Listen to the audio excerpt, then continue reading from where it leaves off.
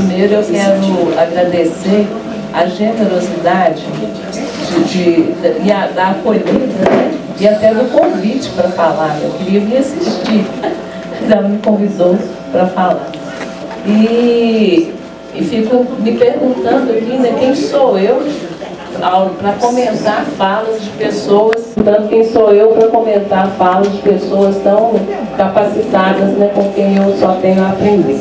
E eu acho que o que me autoriza a estar aqui falando agora, né, nesse momento, é fazer parte de um coletivo, né, que já foi falado, Espíritas à Esquerda, cujas práticas, né, o nosso coletivo é um coletivo novo, não somos filiados à FEB, né, não somos uma ONG, uma organização, somos um dentre vários outros coletivos que a gente chama de espiritismo progressista. E o nosso coletivo especificamente surgiu a partir de divergências políticas. Quando começaram, né, no Centro Espírita, lá em Salvador, as discussões sobre foi golpe ou foi, né, foi impeachment, foi golpe ou não foi golpe. E o nosso nome surgiu até a partir de um xingamento, que alguém do grupo falou, né, para a gente lá, se vocês...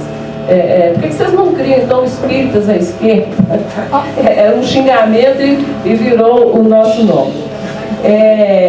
Hoje em dia existe, né, como eu estava falando, outros coletivos progressistas que a gente dá esse nome no contraponto ao espiritismo hegemônico, que é o espiritismo da FEB, que é o espiritismo... FEB é o quê? Federação Espírita Brasileira.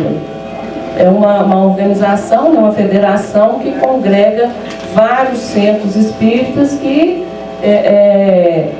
atendem aos requisitos, né, para se associar. E o nosso coletivo não estará na FEB, né, com todo o respeito por todo o trabalho que tem o espiritismo, né, há mais de 100 anos no Brasil. E a gente, como eu estava falando também, o que autoriza, me sinto autorizada a estar aqui para falar, é que as nossas práticas, as nossas propostas para um novo movimento espírita, o que a gente percebe, e por isso a gente pediu para participar, que coincidem com as propostas... Está ouvindo? Tá.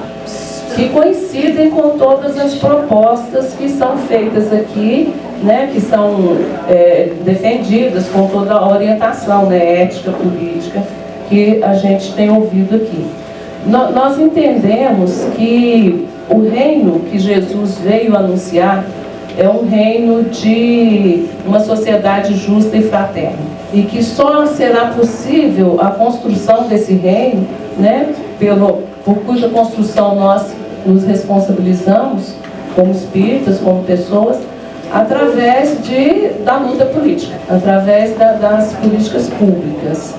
E nós temos feito, nós propomos também, com base, que foi uma das primeiras coisas que a gente estudou na nossa formação, né, nas práticas do Paulo Freire, das comunidades eclesiais de base, a criação de núcleos espíritas populares, que seriam centros espíritas pequenos, nos moldes do que foi proposto também por Kardec, né, de pequenos grupos que estudem o Evangelho, mas com essa visão de que a gente fala que a gente quer formar militantes da fraternidade. E também que estudem o nosso Evangelho. Nós temos já algumas publicações, nós reeditamos o Livro dos Espíritos, o Evangelho segundo o Espiritismo e o livro que é o Espiritismo numa versão antirracista. Porque a partir de uma ação de uma pessoa, também em Salvador, que procurou o Ministério Público em 2006, 2007, para para impedir que as obras de Kardec continuassem sendo publicadas, por causa das várias passagens racistas E a gente até se pergunta como que a gente demorou tanto, né, estudando e lendo aquilo ali, para entender o tanto de racismo e fora outros preconceitos. Então foi feito, a partir dessa busca dessa pessoa, o Ministério Público, foi feito um termo de ajustamento de conduta com as editoras, dentre elas a FEB, que propuseram uma nota de pé de página nas edições do Kardec, que nós consideramos, inclusive a nota é racista, mas é o que foi feito. Então, nós estamos né, tá no nosso site, nós estamos em todas as redes digitais, para baixar gratuitamente, porque a gente também não quer ganhar dinheiro com isso. Então, todas as nossas obras estão lá para baixar gratuitamente no site, e também a gente está reeditando, a gente reeditou, a gente tem um livro com artigos de pessoas que participaram de encontros anteriores, e também a gente reeditou junto com agora me fugiu o nome, uma editora de São Paulo, obras clássicas espíritas que foram tiradas das prateleiras, né, dos centros que a gente chama de hegemônicos, justamente por tratar de espiritismo e socialismo. Então temos essas obras também, e estamos aí esperando que outras, né, eu sou uma das poucas aqui de Belo Horizonte, né, sou da coordenação nacional do coletivo, mas uma das poucas pessoas aqui de Belo Horizonte, que outros espíritas venham se juntar a nós, né, para construir o reino que a gente entende que Jesus veio anunciar. E se antes se falava que fora da caridade não há salvação, a gente entende hoje que fora da justiça socioambiental não há salvação. Exatamente. Alô, Rosângela, espírita de esquerda, registrando aqui, Frei Gil Wander. Bom dia a todos, todas e todos. Estou muito feliz de estar aqui hoje. Eu gostaria muito de agradecer a nossa companheira espírita. Por muito tempo eu tive muita resistência ao espiritismo kardecista, porque uma vez eu fui num centro espírita, fala isso, né?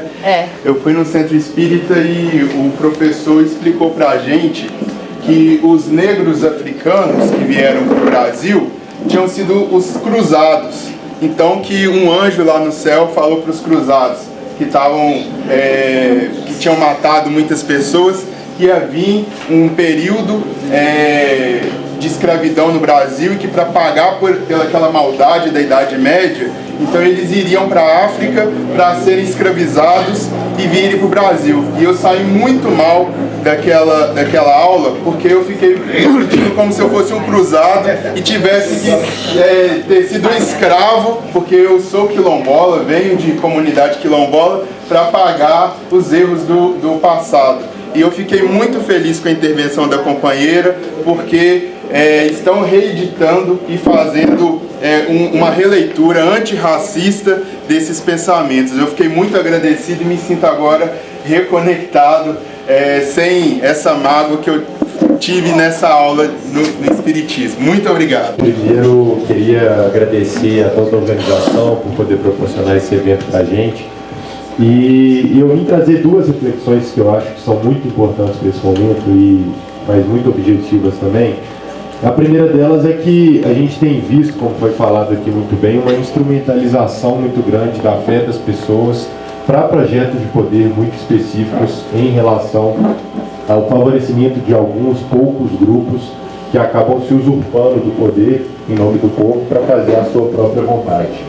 E quando a gente discute a religião, a fé e a política, eu acho que nós temos que entender que o chamado é para que nós sejamos cada vez mais parecidos com Jesus dentro do espaço público.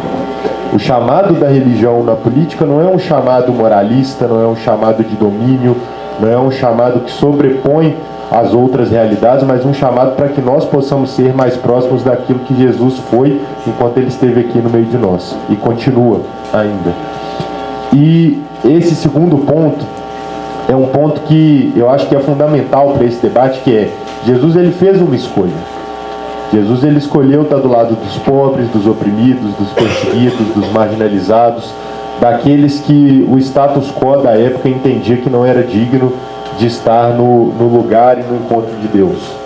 E Jesus ele vem justamente para mostrar o contrário, para mostrar que ele veio para subverter, de certa forma, aquele pensamento hegemônico dos fariseus, dos mestres da lei, dos poderosos, para mostrar que o grande chamado do cristianismo é outro, é o chamado de estar junto àqueles que mais precisam, junto àqueles que de fato não são vistos e não são contemplados pelo sistema que a gente tem hoje. Então eu acho que é esse recado que eu queria deixar, que nós enquanto cristãos tenhamos isso em mente, de que o nosso chamado e a nossa vocação é para ser como Jesus foi, é para viver como Jesus viveu, e ele escolheu viver ao lado dos pobres, dos marginalizados e dos perseguidos da sociedade. É isso, gente. Obrigado. Eu queria completar só com o companheiro aqui, quando falei o Jesus escolheu, eu sou fiel seguidor do padre Júlio Lancelotti. E ele fala, qual Jesus? É porque nós tivemos clareza qual o nosso. Quando eu passei na Afonso Pena, tinha um grupo lá orando junto da bandeira brasileira, pedindo anistia do 8 de janeiro. Qual Jesus eu sigo e qual Jesus estou falando de mim? Mas eu queria perguntar para Carlos, você falou uma palavra assim, é o compromisso, nosso compromisso na igreja, né?